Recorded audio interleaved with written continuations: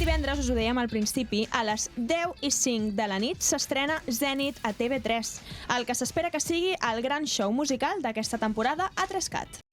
Zenit és el punt on es troba una estrella quan arriba a la seva màxima altura. Identificar-lo és fàcil. Només has d'alçar la vista. Arribar-hi ja és una altra cosa. 24 estrelles de la música, en un gran espectacle en directe.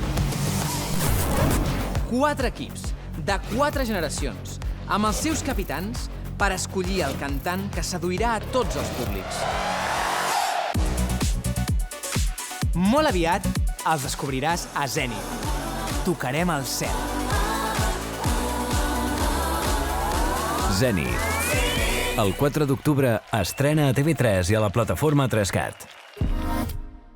Ja heu pogut veure que el Miqui Núñez és qui presenta aquest nou format, que té com a objectiu buscar l'intèrpret que connecti millor amb totes les generacions. Per fer-ho, els concursants, que són cares conegudes de l'Star System català, es divideixen en 4 grups que representen a cada generació. El primer grup, els Centennials, també coneguts per ser la generació Z, el nostre col·lectiu, al final. Nosaltres, seríem nosaltres. Seríem nosaltres. Vale. Són tots els que tenen menys de 27 anys. Llavors hi ha el segon grup, els Millennials, la generació I també, que són els de 28 a 43 anys. Després hi ha la generació X, de 44 a 59, this is not easy. I llavors hi ha els boomers. bueno, de més de 60 anys, no? Exacte. Cada grup d'edat està liderat per 4 capitans, que són els que hem vist aquí, si esteu veient el videopodcast, la Su, que seria la generació Z, el Lil Dami, la I, la Y, la Gisela, la X, i després en Joan Reig. Nois, això No està és posant fàcil, dificilíssim. coses Que interpreta directes. els boomers, bueno, que representa una mica els boomers. Això no és l'important, anem al que ens interessa, als concursants, no? Com dèiem, són 24 personatges del món de l'espectacle, des de cantants de renom, actors, però també còmics i fins i tot, Berta Roca, que això ens interessa molt, influencers. Tenim eufòrics com la Scorpio, que ens va visitar just fa unes setmanes, la Misty, en Julien i la Mariona Escoda. Després, tenim cares eurovisives, com ara la Blanca Paloma, en Roger Pedrós o en Manel Navarro. I fins i tot dues triomfites, la Nerea Rodríguez de OT 2017 i la Samantha Gilabert de OT 2020. Això fa molta il·lusió. Què en penses, Gala, tu, d'aquestes cares conegudes? Bueno, ja saps el que et diré, no? No. Jo sempre trobo a faltar miqueta d'oques grasses.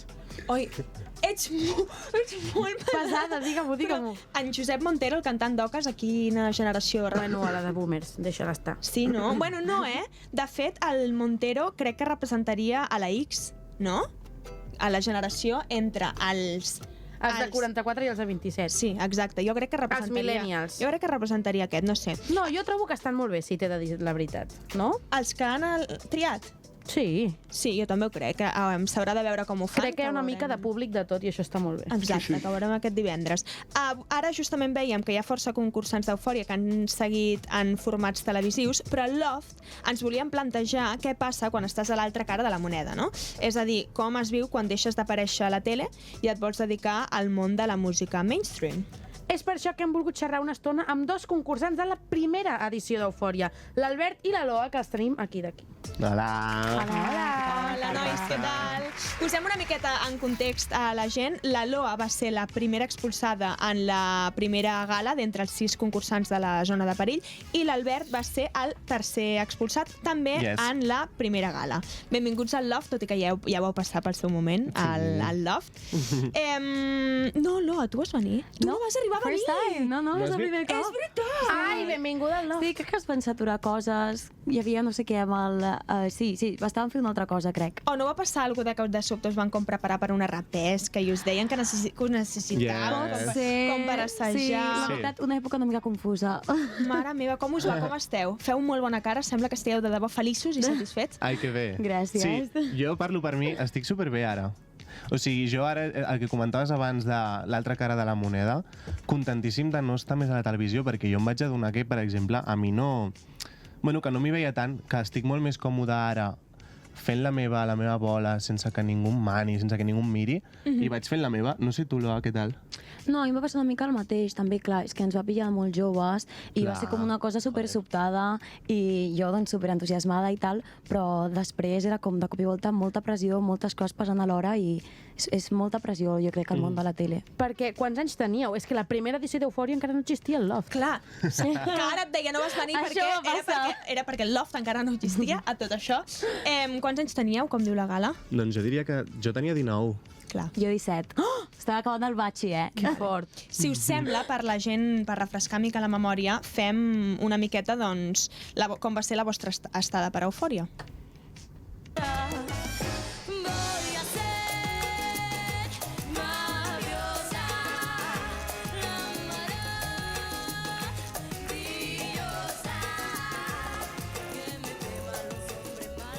Aquí tenim la Loa. Posem ara l'Albert. And you know that you can.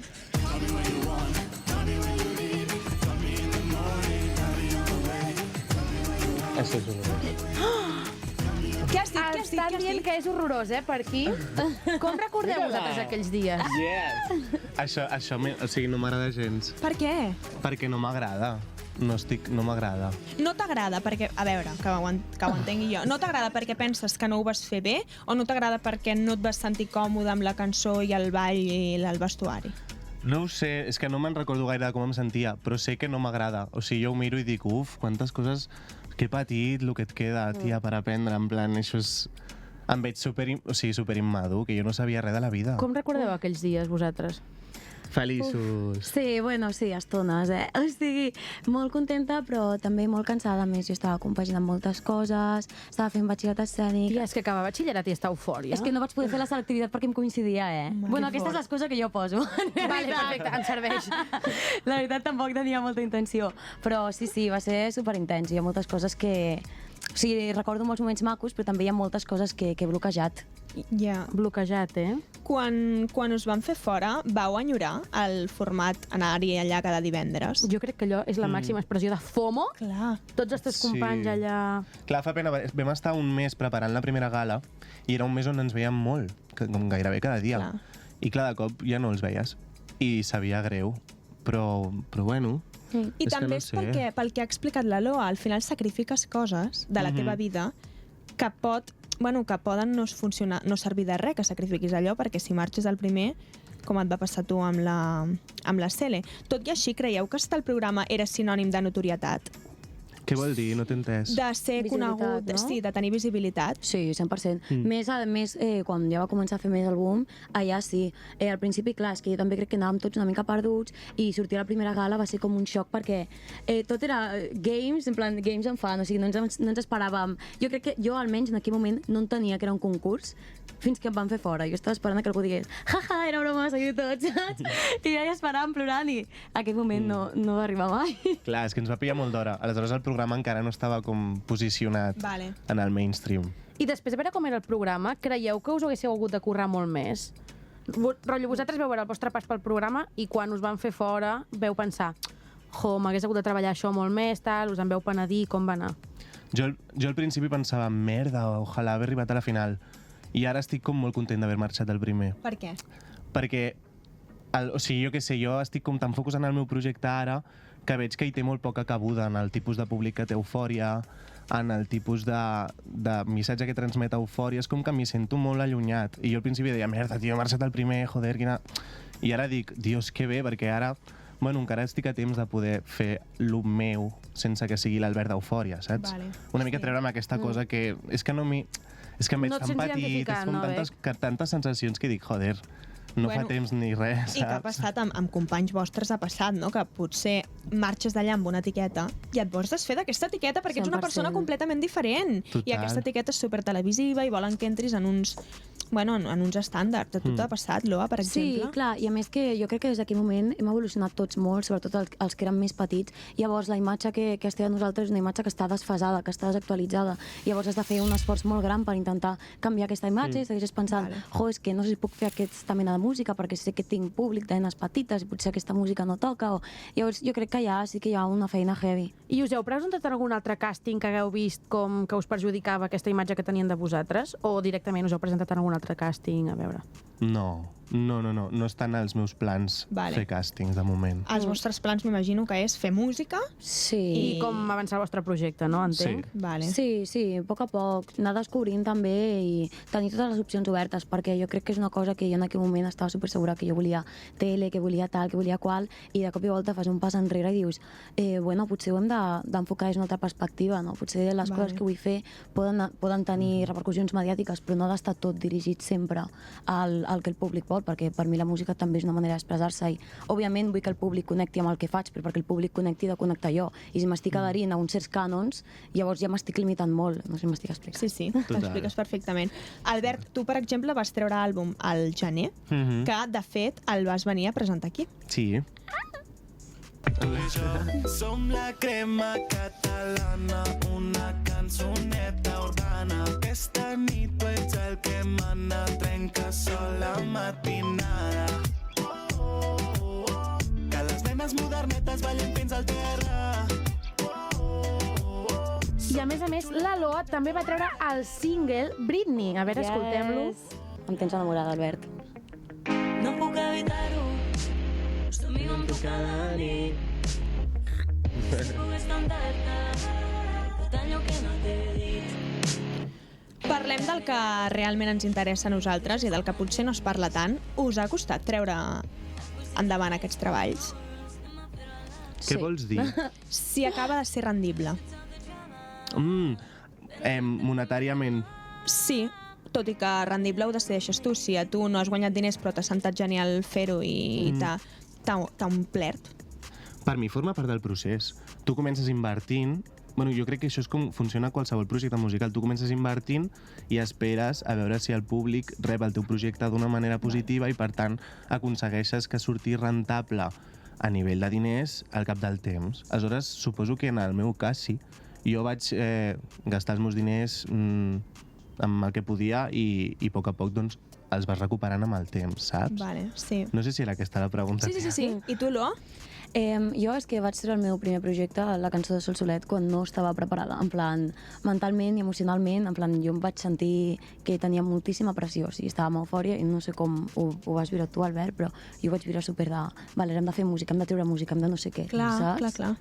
I jo en aquell moment, potser no estava preparada, no em venia de gust, jo volia fer-ho tot amb els meus propis timings i no perquè sento que hi ha una pressió externa que m'està dient el que he de fer. O sigui, tu quan ho vas treure encara tenies com els mitjans a sobre, no? Entenc? Bueno, jo tenia pressió. Jo sentia pressió en general d'haver estat un programa perquè, és una oportunitat molt xula, llavors tens, a part de la pressió externa, tens la veu interna de no ho havies d'aprofitar. Llavors ho vaig trobar en un mal moment i després, al cap d'un any o així, vaig dir, vale, doncs ara sento que puc reconnectar i vaig treure unes altres 2 cançons i ara porto un temps treballant ja pel meu compte, amb els meus propis projectes i sense treure res perquè ara m'estic preparant coses que de debò crec que em representen, però que vull que surtin vull donar-los temps, vull donar-los espai perquè creixin, perquè floreixin i veure si em sento representada. Vale. Quan dius, per exemple, que ho vas treure en un timing que potser era incorrecte, és perquè potser et vas deixar guiar massa per lo comercial i vas dir, he de treure alguna cosa que ara la gent encara em coneix. 100%, o sigui, 100% no, 500%.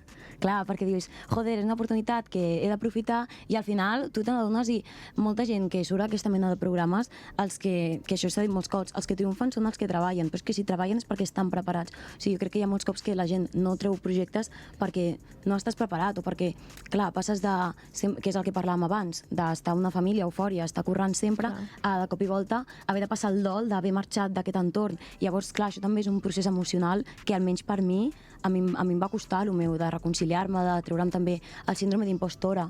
Clar. Que it's a thing, too. Després en parlarem, de fet, amb un expert que ens acompanya, però ja com a curiositat nostra, les discogràfiques us venen a buscar si no apareixeu a mitjans? És més difícil? Creieu que quan esteu a mitjans les discogràfiques us veuen i us interessen més per vosaltres? En el meu cas, tu estàs independent, veritat? Sí, jo estic ara pel meu compte. Sí, jo en el meu cas, jo vaig estar escrivint a mànagers, o sigui, jo és com que... Tu vas anar a buscar-los a ells? Exacte. Vale. Sí. perquè jo tenia algunes cançons preparades, les que estan al disc, i jo volia com fer-ho bé. En plan, bueno, fer-ho bé, què és fer-ho bé, no? Però tenia ganes de tenir un equip o gent que intentés fer-me promoció, perquè sabia que per mi sol seria molt difícil. Okay. Al final marxes al primer, no et coneix ningú i ningú et voldrà entrevistar. Jo sentia que potser em donarien un empujoncito, saps? Aviam si podia aparèixer a algun lloc. I així va ser, jo vaig contactar amb Delírics en aquest cas, i vam firmar contracte al moment. O sigui, clar, jo els vaig passar maquetes i tot, els va molar i vam dir va, i vam fer team. Perfecte, molt bé. I estàs content? Sí, molt content. De fet, el bo és que a mi no em van pressionar. O sigui, jo vaig sortir d'Eufòria i a mi em va donar completament igual aquesta pressió. Vaig dir, m'és igual, ara haver de treure un single perquè hem sortit d'Eufòria. I vaig dir, sí, he tret el disc aquest any, m'explico.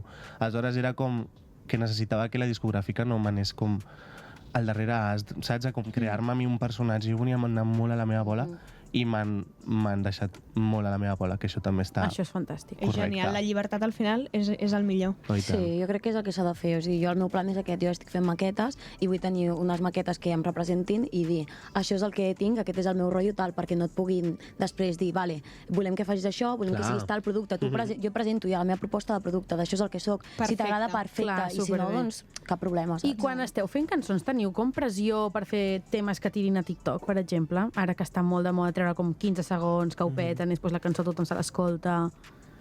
Sempre tens el fantasmito dins, Perquè tu estàs escrivint i de cop... Sí que és veritat que a mi, per exemple, em passa després.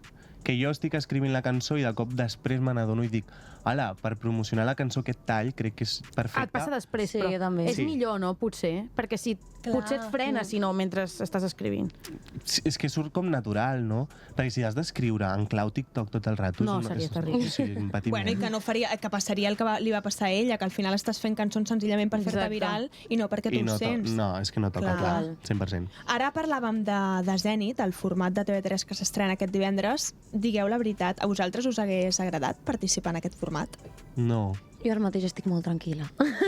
Estic molt tranquil·la fent la meva música, treballant d'altres coses també que estic descobrint que m'agraden i és que al final, o sigui, jo sento que som molt joves i que hi ha moltíssimes altres experiències que podem viure arran a més de la música, que a mi m'encanta, però també vull explorar altres àmbits laborals. Vale. Van contactar amb vosaltres, però?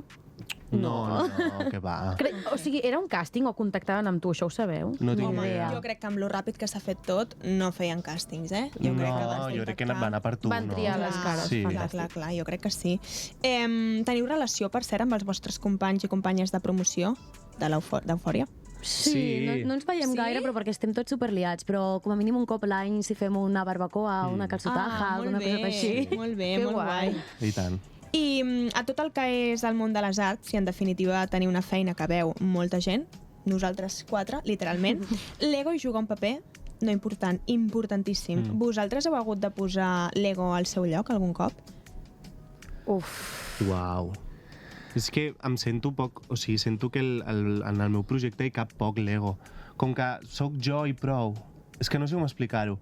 Com a que jo no tinc l'ego... O sigui, no parles des d'un personatge i parles molt des de tu, potser? Sí, que al final em fico la B baixa perquè, mira, però que no és un personatge, no és com que em col·loco d'una manera o m'intento, o que jo que sé, que m'afecti personalment el que li passi a la meva música. És com una vessant més que tinc jo, l'exploto al màxim i no m'ha afectat molt l'ego a mi, és que no sé tu què tal. A mi, amb Eufòria, la veritat que l'ego em va durar poc, o sigui, m'has posat primera, saps quin ego de tenir? Però sí que és veritat que en el món artístic en general n'hi ha molt. Jo en altres entorns artístics en el que he estat sí que he vist que l'ego era una cosa que predominava més, però al final és respirar, fer un pas enrere, connectar amb les teves amigues, amb la teva família, amb coses que t'arrelen aquí, ets tu, fora de la feina que fas, i se passa ràpid, però has de fer aquest pas. Sí, és que hi ha tant o sigui, és tan egocèntrica la gent. Clar, també 100%. una mica com una defensa, m'imagino, perquè l'ego al final és una barrera que et poses tu per fer-te més valenta. Per parlar de tot plegat hem volgut escoltar un expert i tenim aquí en directe al Loft, quan falten 2 minutets per les 6, l'Oriol Garcia, psicòleg i graduat per la Universitat Autònoma de Barcelona i Lofty. Oriol, què tal? Com estàs? Hola, què tal? Hola. Oriol, ens passa que solem considerar fracassos com coses que no ho són. És així? Depèn. Jo us diria depèn, perquè què és un fracàs?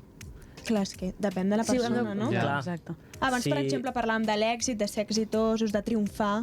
Què és un fracàs i què és ser exitós, no? Què és tenir un èxit? Bueno, si tenim un objectiu i aquest objectiu es veu tallat per un factor extern, com podria ser que ens diguin que no, hem tingut un fracàs. Però això, si ho transformem en una nova oportunitat, pot ser part d'èxit. I parlant dels nos, creus que sabem gestionar els nos i acceptar derrotes? Perquè a mi, per exemple, em costa bastant. No sé a vosaltres. Bueno, Una mica. Sí, una mica, però jo crec que al final hem creat resiliència, no? L'Albert és ballarí, jo he fet d'actriu també. Sí, al final t'acostumes als nos. Clar, et vas curtint. Clar, al final, gestionar un no també depèn de cadascú, de la nostra resiliència que tenim, no? La nostra confiança en nosaltres mateixos. Bueno, depèn. I ens podries donar alguns consells que, bueno, poden ser tant per càstings com per entrevistes de feina, bueno, doncs per afrontar el que pugui passar? Preparar-nos per un no? Exacte. Jo us diria, per exemple, saber que el no no és per nosaltres, o sigui, el no no ens defineix, sinó tenim moltes habilitats, moltes característiques cada un, no? I si ens diuen que no en un càsting, doncs és en l'aspecte musical, però valem més que no aquest no. Clar. Al final no ens definim per aquest no, per aquesta limitació que ens posen, sinó que valem molt més i no justifica que no siguem suficients nosaltres. Vale. I en una feina mediàtica, com per exemple Eufòria, quan has tingut aquesta exposició i de sobte deixes de tenir-ne o en tens menys, creus que és més difícil que si passés en privat? O sigui, creus que el fet de que sigui públic és una mica més difícil?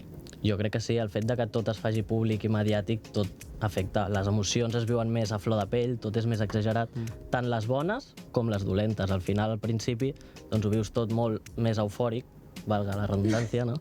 I després, quan et diuen que no, en aquest cas, no et fan fora o et costa més de gestionar, això sí. Vale. I l'ego, per exemple, això que dèiem de que moltes vegades és una barrera, de que moltes vegades és una protecció, penses que és així?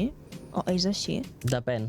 Jo crec que l'ego és bo en algunes circumstàncies, però dolent en altres. En et pot quines? limitar. Exacte, sí, a veure. Si tu vols ser artista, per exemple, i tot et va bé, el teu ego creix, doncs jo crec que musicalment pots créixer més, que si no estàs com més limitat. En canvi, hi haurà molts projectes que si tens un ego molt gran, doncs segurament o no concordis amb l'ambient, no? El context de certs llocs, i això sí que et limita. Vale. I ens pots donar una mica de consells per mantenir l'ego a ratlla i no preocupar-nos massa per les coses que no són importants? Uf, en quin sentit? De no tenir molt ego? Sí, per exemple, allò que dius a mi això no m'ha de passar perquè jo sóc la Berta Roca i només per ser la Berta Roca a mi això no m'ha de passar. Exacte. Com puc fer perquè no tingui aquest pensament i sàpiga que sóc una persona normal? M'ho estic posant d'exemple a mi mateixa per no posar ningú. Posar una mica els peus a terra, no? Ser conscient de la situació, ser conscient de qui ets, posar-te el valor que tens, però no... Però a vegades l'ego també fa que et creguis, superior a la resta, no? Clar. Sí, Llavors, posar els peus a terra en plan, vale, però com ho faig, això? possiblement rodejar-te de gent que t'ho faci veure. I que ja et coneixia abans, no? La família, els amics... En aquest cas, assisteixes a un programa que va pujant d'audiència, va pujant l'ego, no? Segurament, com a artista, doncs mantenir-te en entorns que ja hi eres i que ja et coneixen, saben com ets, que et mantinguin una mica... no et pugis, no pels núvols, sinó mantén-te els peus a terra. Tu has mirat Eufòria, Òscar? Jo, Oriol. Ai, perdona'm. Tranquil·la. Sí, jo vaig veure la primera temporada, he vist alguns episodis, i la segona sí, perquè tinc un company, un amic de la infància que va participar-hi. Que guai, qui és? El Carlos González. Toma ja. Oh my gosh! I com ho va portar ell? Et va demanar ajuda Això t'anava a demanar. No. en algun moment? Llavors, aquí em genera una pregunta que els volia fer amb ells, si em permeteu. Hi ha psicòlegs o hi ha un equip que gestioni els vostres sentiments, les vostres emocions a dins del programa? No, clar que no. Quin equip? No, massa despesa, tia. No a la vostra o no a cap edició? Jo sé que a la nostra no. Em sembla que les noves han posat un És que a mi em sona recolzament, no sé per moltíssim. Sí, a què, mi però també. em sona que algú m'ho hagi dit. Em semblaria molt bèstia que no fos així, també et diré. Ho vau enyorar? Vau pensar que ho necessitàveu en algun moment? Sí. Mai va malament, Clar. penso. Home, jo crec que sempre va bé. Clar. Sí. I més en aquests aspectes, no? Tan mediàtic, tan d'egos, parlant d'aquest... Bueno, i que al final tens tot el dia una pressió sobre teu, estàs tot el dia volent arribar doncs, al que s'espera de tu i, Tens unes expectatives molt altes per complir. clar, deies tu, Totalment. Albert, has dit? no hi ha pressupost, o com ho has dit, massa car. Massa despesa. Massa despesa, així com a pollita que els deixem anar, no? No, és broma de dir massa despesa, vull dir que no, les prioritats, no?, que té cada persona. Sí, jo crec que és super important. En plan, bueno, jo personalment, en el meu cas, estava a Eufòria i també estava tenint la pressió d'Eufòria i estava passant per un TCA. Què passa per un TCA estan sortint a la tele? No és gens fàcil, Va ser molt difícil. Llavors, jo crec que és una cosa que cal per fer l'acompanyament. Doncs esperem que aquestes noves edicions l'hagin tingut i si no, i n'hi ha d'haver una pròxima que el tinguin. Això és molt important. Sí. Jo des d'aquí fomento que hi sigui, sí. A Zenit ja veurem si Esperem que sí. si hi ha experts. Albert Loa, moltíssimes gràcies per venir, per explicar la vostra experiència. I Oriol, també, gràcies a tu. vosaltres. Seguirem parlant-nos. Això és el Love. Podeu recuperar tot el contingut del Love al videopodcast de Spotify i a 3CAT. Per més contingut exclusiu podeu anar al TikTok i a Instagram d'Eva.